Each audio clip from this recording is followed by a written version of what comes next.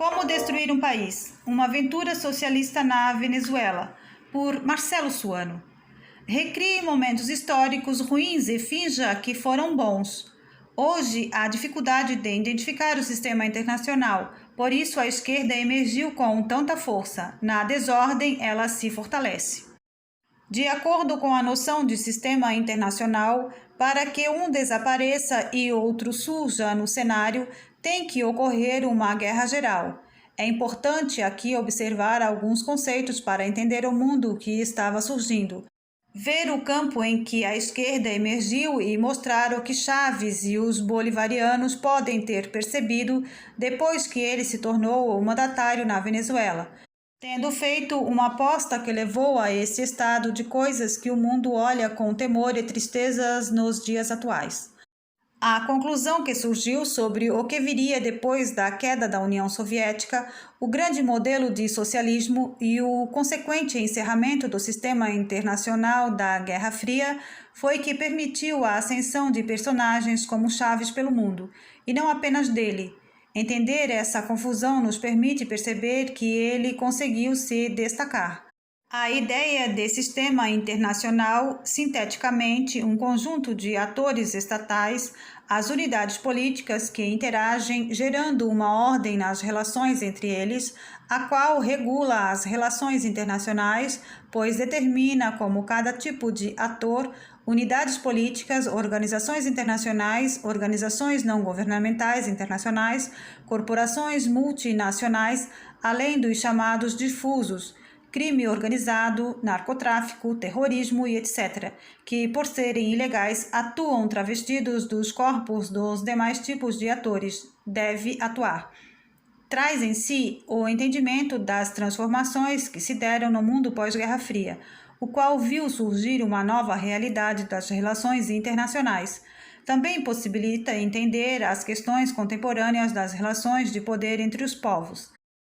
Antecipando a conclusão sobre o que Hugo Chávez tentou fazer, pode-se afirmar que sua estratégia foi construída para colocar a Venezuela como um ator de primeiro time no sistema internacional contemporâneo, apesar de este ainda estar se estruturando, embora a Venezuela não tivesse recursos nem arcabouço para isso. Porém, o mais curioso é que, enquanto trabalhava para tanto, em realidade ele não buscava fazer do seu país uma grande potência, mas sim angariar aliados e apoiadores externos, bem como internos, para, dessa forma, garantir a derrota de seus inimigos políticos. Ou seja, ele quis atuar internacionalmente para, inserido no sistema mundial como personagem importante, conseguir força para derrotar os seus inimigos nacionais. Independentemente do modelo atrasado de economia, parece que instituiu a jogada das relações internacionais contemporâneas, quando, com o fim da Guerra Fria, todos ficaram sem saber que sistema internacional estaria nascendo. Afinal, não teve guerra geral, aquela que envolve todas as grandes potências que regulam o sistema internacional em determinada época, e por isso envolve o mundo inteiro e quaisquer atores.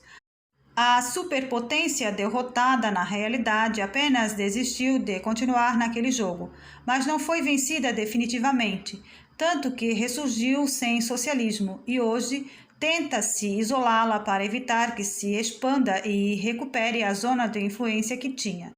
Além disso, não se sabe dizer com certeza quem são as grandes potências que podem organizar as relações internacionais no mundo atual.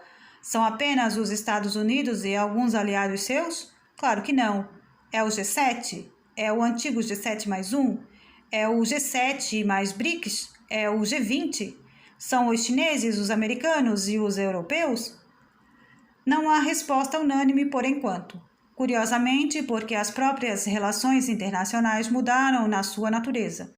Porém, mais curiosamente ainda, parece que os bolivarianos e Chávez, em especial, intuíram isso. Ele é um gênio?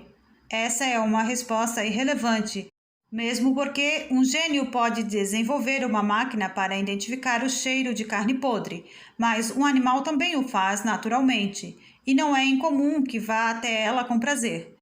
O instinto animal quase sempre consegue fazer com que as bestas produzam ações equivalentes às dos gênios ou dos deuses.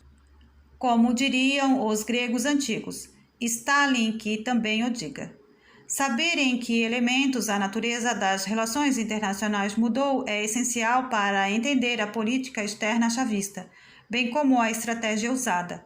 A partir do último terço do século XX, principalmente nos últimos 20 anos, emergiram vários outros tipos de atores nas relações internacionais, além das unidades políticas, apresentando-se como ativos, relacionando-se com autonomia no cenário internacional e agindo além das realidades exclusivas ao interior dos seus países de origem. Alguns já existiam, como são os casos dos organismos internacionais e instituições transnacionais, nem que fossem apenas como precursores, mas apenas recentemente é que eles mostraram reivindicando interesses próprios. Quando olhamos de forma ampla, foi no momento em que os novos tipos de atores se afirmaram como sujeitos das relações internacionais, comportando-se quase da mesma forma como as unidades políticas que a realidade mudou. Tanto que nas relações internacionais não existe mais apenas um sistema internacional, também há a sociedade internacional, a comunidade internacional e uma vida internacional ativa que caminha tentando ficar livre das amarras dos governos, das unidades políticas.